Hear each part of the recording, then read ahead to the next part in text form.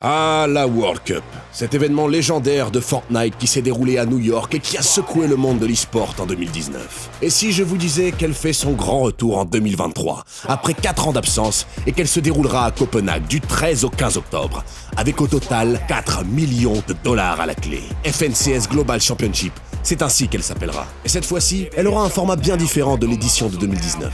Vous êtes perdu ou vous n'avez tout simplement pas suivi cette Coupe du Monde? Ne vous en faites pas, je vais tout vous expliquer. Commençons par le commencement, les qualifications. Les joueurs du monde entier se sont affrontés toute l'année en duo dans ce que l'on appelle des majors. Un major est une compétition qui couvre l'ensemble d'une saison Fortnite, à laquelle tout le monde peut participer, à condition d'avoir atteint un certain rang en partie classée. En tout, il y a 3 majors par région, et pour chacune d'entre elles, un nombre précis de places qualificatives permettant à leurs meilleurs joueurs de partir pour Copenhague. À l'issue de plus de 7 mois de compétition acharnée entre les meilleurs joueurs du monde, nous avons enfin nos 50 duos qualifiés pour Copenhague. Mais ce n'est pas tout. Car oui, Fortnite a décidé de pimenter son événement et de le rendre encore plus spectaculaire en créant le Major Dernière Chance. Le concept est simple, permettre à tous les duos n'ayant pas réussi à se qualifier à la Coupe du Monde d'avoir une ultime opportunité d'aller à Copenhague. Une dernière chance qui s'est donc jouée sur une seule semaine avec seulement 25 places réparties dans les différentes régions. Nous voilà avec les 75 duos qualifiés pour la Coupe du Monde. Ces 75 duos sont répartis en 2 groupes.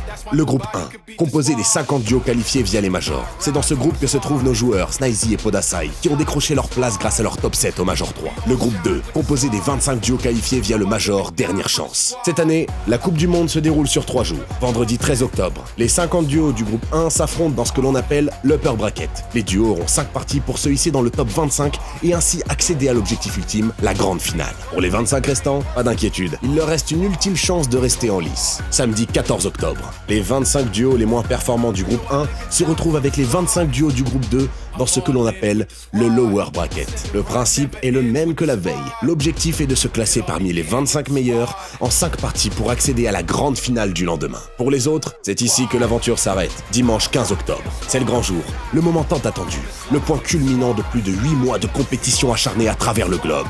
La grande finale. Seuls les élus, les meilleurs des meilleurs, sont encore en lice. Les 50 duos les plus talentueux au monde vont s'affronter dans une ultime bataille. 6 rounds les séparent de la victoire suprême. Qui sera couronné champion absolu, méritant ainsi le titre de meilleur duo mondial et une part du cash prize qui s'élève à 4 millions de dollars. La grande finale est l'ultime test. Et notre duo composé de Snizy et Podasai est prêt à relever le défi.